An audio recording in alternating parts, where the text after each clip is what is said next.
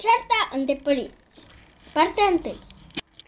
Sper că de data asta nu am ajuns prea târziu acasă. Tot stau perfect. Shawen, ce faci aici la ora asta? Tata, pot să explic tot, fără explicări. Mi-ai zis și data trecută că te-a furat un dragon. Cealaltă dată mi-ai zis că te-a luat o șopârlă. A treia oară ai zis că era rândul prea mare și erai prima acum. Hai te rog. Începe să dormi. M-am supărat destul de mult pe tine. Nu știu ce în cap tău. Dar, tata, tata, înapoi în patul tău și dormi. Bine, tata. De ce tata meu așa dur cu mine? Nu înțeleg. A doua zi.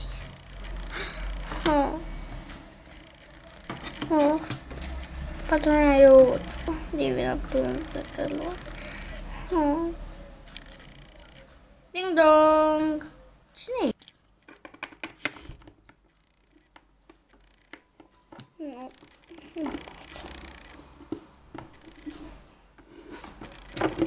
Bună, Bob. Bună, rară. Bună. Bună. Ce se întâmplă aici? Mama, să-i prietenul meu. Hai, te rog, pleacă. Dar să știi că eu te iubesc. Hai, te rog, pleacă. Hai. Știi că te iubesc. Mereu te voi iubi. Ascult. Știu, și eu te iubesc. Pa, bun.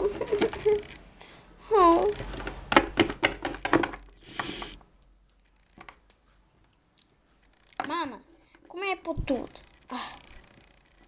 Ce se întâmplă aici, domnișoară? Nu, e domnișoară, e enervant. Spune ce se întâmplă. Ăla e iubitul meu. Nu e bine să ai la 12 ani un iubit. Clar spus. Să scap de el imediat. Dar, mamă, nu. Fără dar, mamă. I-am duc să dorm. Tatăl trebuie să întaci. Mamă.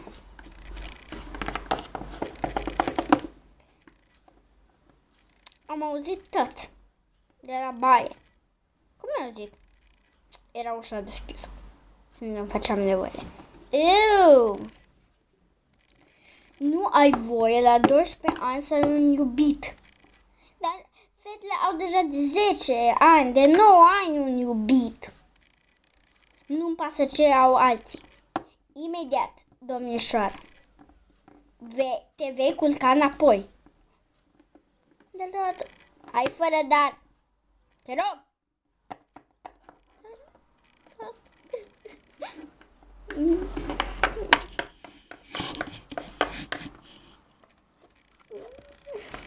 O să dorm aici.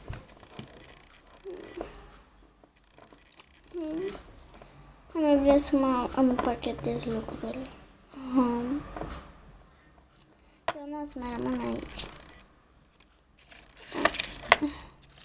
O să dorm. O să mă șocați.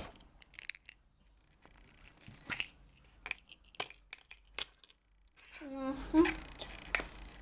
Ce mai pun? Uite că îmi ia și un fular în caz de ceva. Unde-i fularul ăsta? Din păcate nu pot să pun fularul.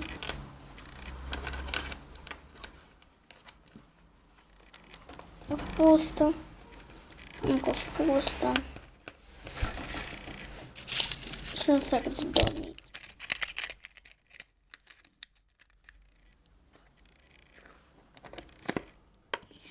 Gata. De ce? De ce sunt atât de răi părinții cu mine? De ce? Nu pot sta și măcar o clipă cu mine fericiți. De ce? ecler. Pa surorile. Pa mama. Pa tot.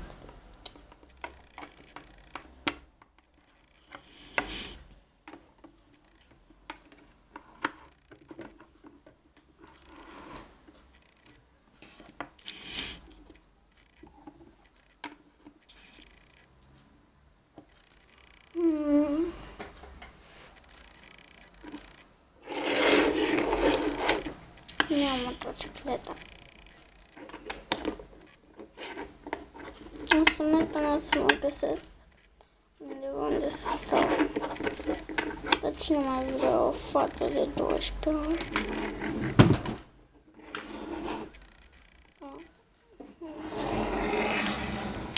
Ce e asta? Adăpostul copiilor. Asta e. Cred că acolo să mă viață bună. Copii, avem o nouă fată. O cheamă. Hai să-ți spunem alt nume. Viața. Nu. Hai, Zoe, stăm. Bine. Zoe, hai. Respectează chestiile și pune acolo în dulap. Acolo va fi zona ta. Aia, și cu o penă în caz de vrei să dormi. Și seara trebuie să strângi după copii, să ștergi masa și tot. Să străcească lumea.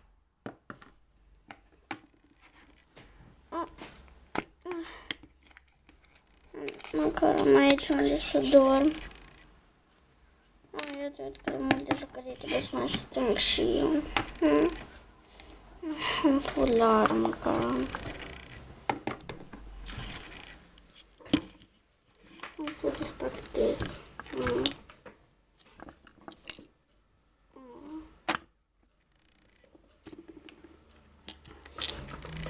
Întrebam și ochelari ăștia de soare. Stai puțin, pun ochelari ăștia de sus. Și jos.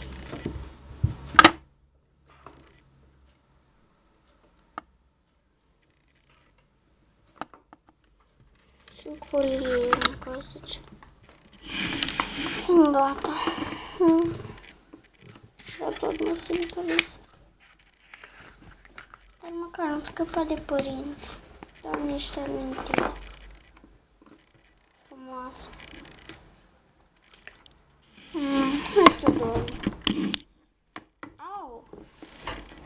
Ce chestii. Hai să dorm.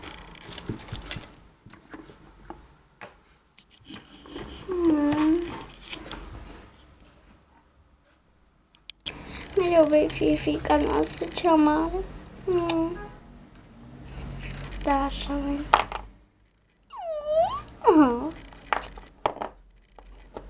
Hei!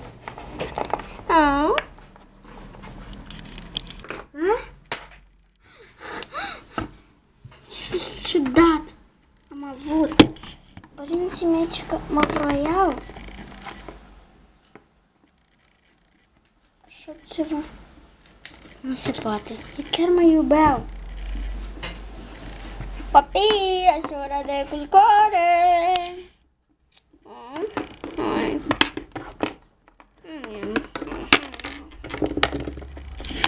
Iar tu vei strânge. Luna să fie, nu te voi aștepta. Și unde spun jucăriile? Nicăieri. Uite în cutia asta mea. Asta cred că de pluș le pun aici. Iar astea metalice le pun aici. Acum să mă culc.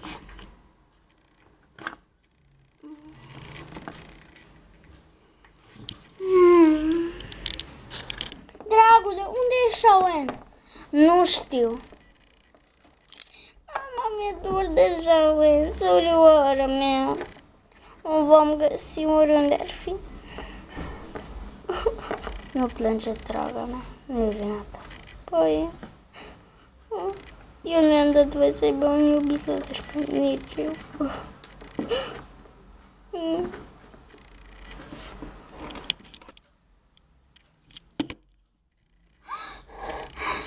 Doamne, era un vis adevărat asta? Sau nu? Părinții mei mă caută?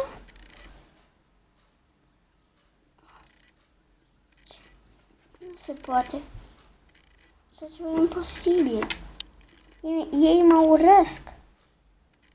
Dar cum?